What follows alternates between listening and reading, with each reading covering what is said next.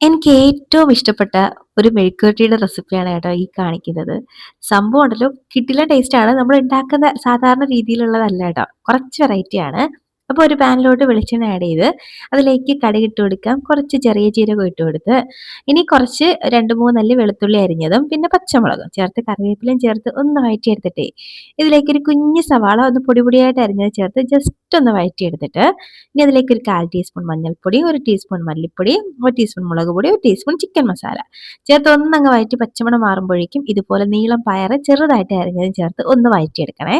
ഇനി ഇതിലേക്ക് ആവശ്യത്തിനുള്ള ഉപ്പും ചേർത്ത് ഒന്നുകൂടെ മിക്സ് ആക്കിയിട്ട് ഇതിലേക്ക് ഒരു 2 തക്കാളി ഒന്ന് പേസ്റ്റ് ആക്കിയതാണ് കേട്ടോ. അതും ചേർത്ത് ഒരല്പം വെള്ളം കൂടെ ചേർത്ത് നന്നായിട്ട് മിക്സ് ആക്കി ഒന്ന് അടച്ച് വെക്കണം. അത് അവിടെ നിന്ന് കുക്കായി വരട്ടെ.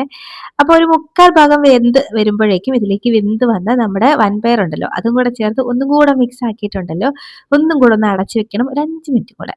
അപ്പോഴേക്കും ദാണ്ടെ ഇതുപോലെ സെറ്റായിട്ട് വരും. നല്ല ടേസ്റ്റിയാണ്. അപ്പോൾ എങ്ങനെയാ ട്രൈ ആക്കല്ലേ?